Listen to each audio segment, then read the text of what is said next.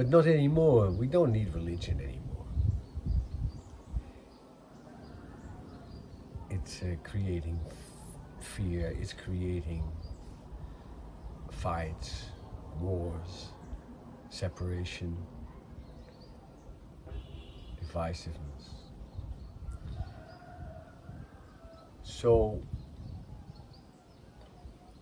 but still, I think that the great thinkers have done good.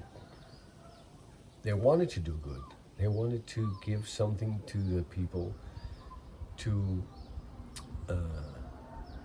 find balance in hard times, in difficult times, to find grounding, to find peace, to find freedom, to find love. And there's two things that you could do that you do in life actually. There's anything you do, you can do it out of fear or out of love. There's no other opportunity. There's no other chance. So what Jesus wanted to tell us is find love, live out of love. Love, that's the creator. Love. God is love. And since God is love, I think let's just forget about that word God, because the word God creates so much trouble. Lots of people don't want to think about God anymore because they have seen the way the churches, are crooked and hypocritical. So we're looking for love, and in these times, with the coronavirus and all the troubles of the economical systems that deteriorate, and the fear, we need grounding. And where can we find that? Well, I found this prayer of Jesus that Jesus gave to us 2,000 years ago. He said, if you want to go pray, say these words, and then he gave us the holy prayer, the Our Father, and that became my mantra, because it's so powerful. It gave me so much strength by saying the words of Jesus. But what I did, I understood that every word being translated from, first Jesus was speaking in Aramese, and then it was translated into Greek, and it was translated into Latin, it was translated into English and other languages, and even still today they're adjusting the language from the old days to more modern words. So it's been translated, but the essence of the words was the meaning of the prayer. The meaning of the words were actually, they were supposed to be metaphors that you could use to understand something which would give you strength. And that's what I did. I took the prayer and I weighed every word of it on a scale to see what it really meant. What was the intrinsic value of the word that I was saying? And let me first say the prayer as it was, as we got it. Our Father, who art in heaven, hallowed be thy name. Thy kingdom come, thy will be done, on earth as it is in heaven. Give us this day our daily bread, and forgive us our trespasses, as we forgive those who trespass against us. And lead us not into temptation, but deliver us from evil. Amen. That's the prayer as we got it. Now what I did, I weighed every word, saying the first word is our. And to me, our means that I am part of it. I am a part of our house, our car, our world, our everything where ours stands in front of it, everything. I'm part of that.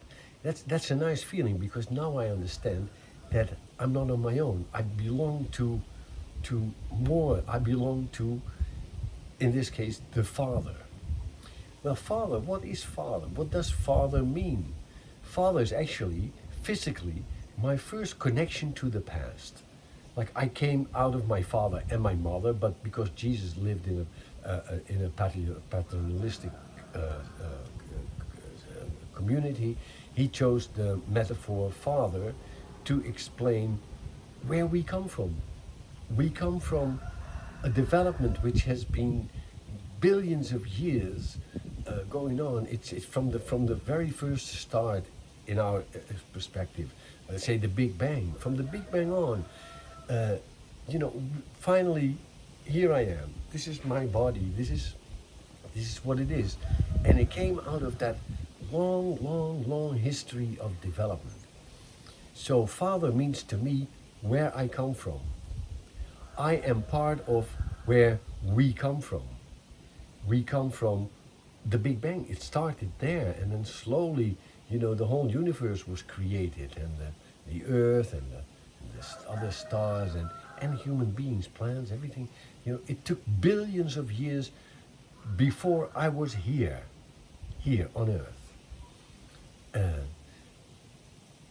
Our Father who art in heaven. Now, in heaven, that's up there. That's like a long way up there. Everybody would say, well, if you ask someone, where's heaven? They would say, heaven is up there. The heavens, it's up there. But imagine that there's a beam coming out of my finger, and it goes straight up into the air, and it goes on and on and on and on. It never stops. And that is what heaven means. Eternity, eternal, forever. It doesn't stop. It just goes on. The beam out of my finger will never stop. It will continuously go, and it will never stop. We, as human beings, cannot understand what that really means. But because we think in a beginning and we think in an end. We have no other way of thinking, because we were born and we will die. But everything we think of has a beginning and an end. But eternity does not have a beginning and doesn't have an end. So the only thing that we can think of, the only form we can think of as being eternal is actually a circle. So imagine that out of my finger, the beam goes up and it goes up and it comes through my feet back into my body. That's sort of eternity. Like that, it goes on and it will never stop. It will just continue. And I am part of that. So now I said 3 words. I said, our Father, who is in heaven. Our Father, who is in heaven. Heaven, Father, our, means I am part of an eternal development, an eternal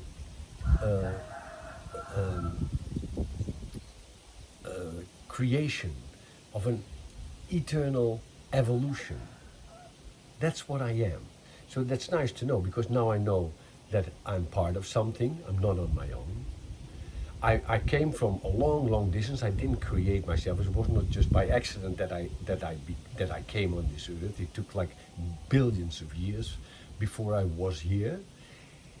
And the next thing is that it never stops. So even when I'll die, it won't stop. It's not that it ends, because I'm part of an eternal evolution. So I don't have to be afraid for death or whatever. It still doesn't mean my life is meaningless when I die or something like that. Hallowed be thy name. That's the first thing I do in the morning when I wake up, and the first thing I will do is I will hallow the name of the Father. And what does that mean? The Father, the name is a word that we use to express the meaning of something. These are glasses, like you can see through them and you can put them on. This is a glasses, or a glass that you can drink out of because you put water in it, the name is glass. So the name Father means where you come from. Father means actually the evolution, the development of all those billions of years, the creation, the whole concept. That is the word Father, the name Father. That is what it means. So to hallow thy name, I actually have to honor that name in the best way I can by being what I am made for. What was the purpose of my the purpose of my existence? I am born to be. My name is Barry. To be Barry. To be this entity, and the only to serve the evolution, to honor the name of the evolution. If I have a glass, I'll drink water out of it to honor the name of the glass.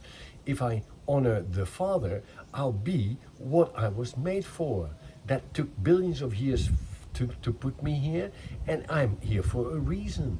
I'm here for a reason to do something, to be something, to live. So to make sense from my life, I have to do what I feel that I am.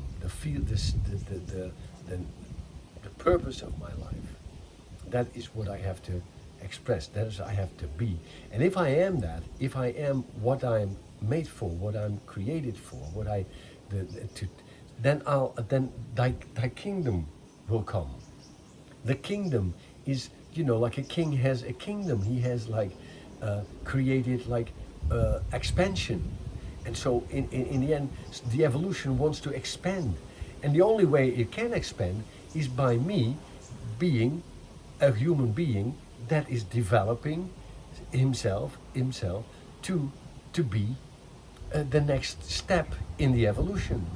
That's what I have to be. So in the morning I sit still and I first try to be to find out what I really feel like that I am, that I should do, and that it doesn't mean that I'm going to do what society expects me to do, or my environment, maybe they like the world around me, fashionable says you have to be rich or famous or whatever, and now I feel the need to be famous, I feel the need to be rich, and I'm going to, no, that's not my real purpose. The real purpose is within me, far deeper.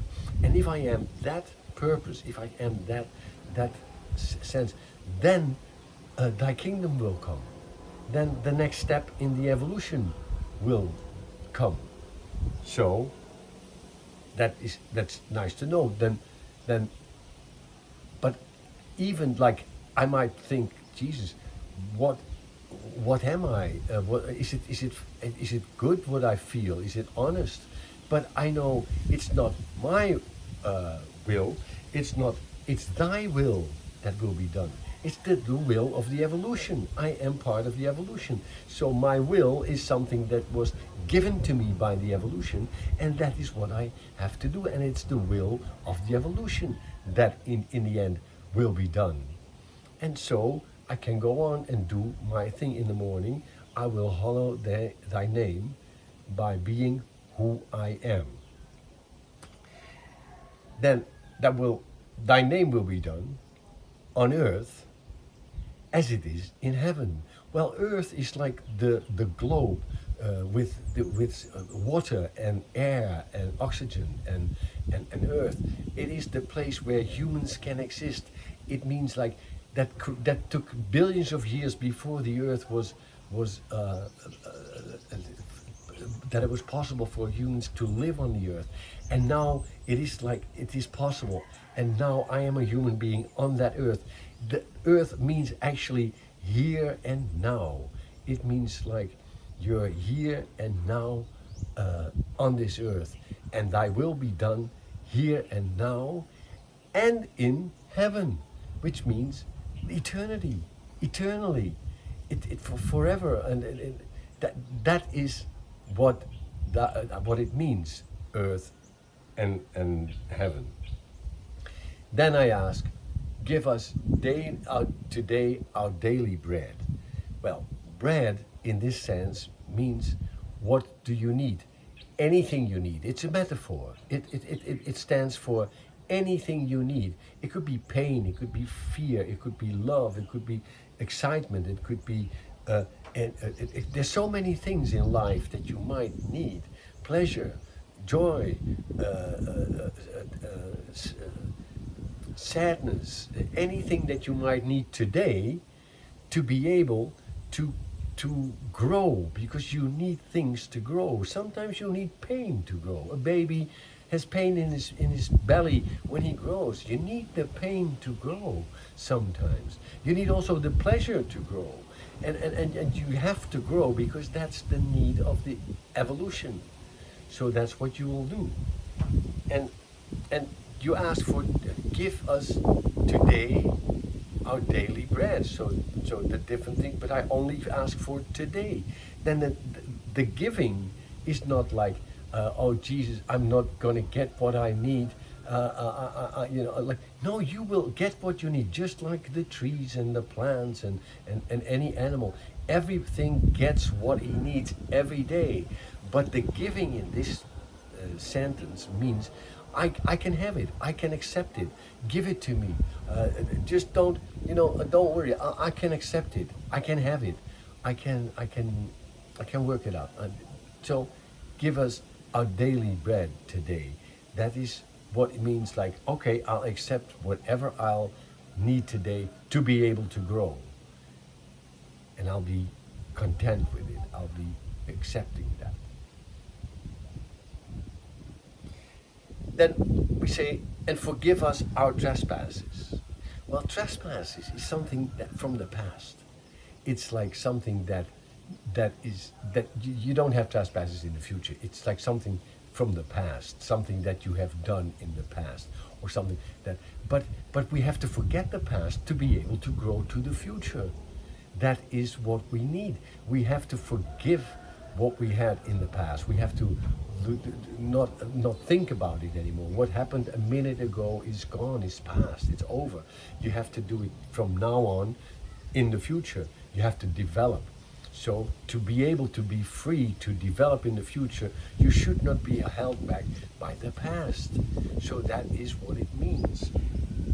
And forgive us our trespasses, as we forgive others their trespasses, those who trespass against us. But who are those? Who are those that trespass against us? Well, imagine, we are energies. It's not that we only think about humans on Earth. We are not only part of the human community. We are part of the whole universe, the whole existence. So all other energies.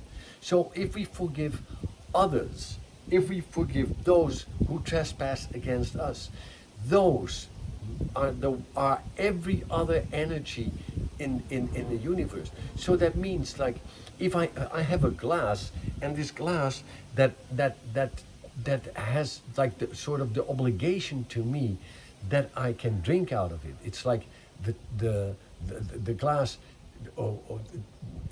I expect it to be that I can trespass, that I can use it for drinking, and then it falls on the floor, and now I forgive it immediately. I forgive the glass that trespassed against me, because I expected it to be in a state that I can drink out of it, and now it fell on the floor and it's gone. And actually, so what it means, I forgive it immediately. I forgive it the trespass, and it means, like, I'm not attached.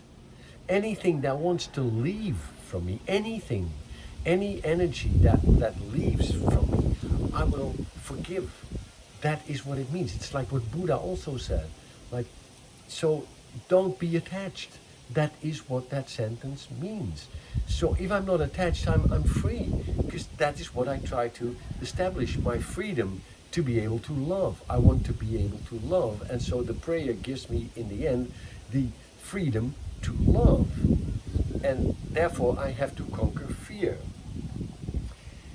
And lead us not into temptation means the beautiful earth. It's the beauty of the creation, the beauty of all existence.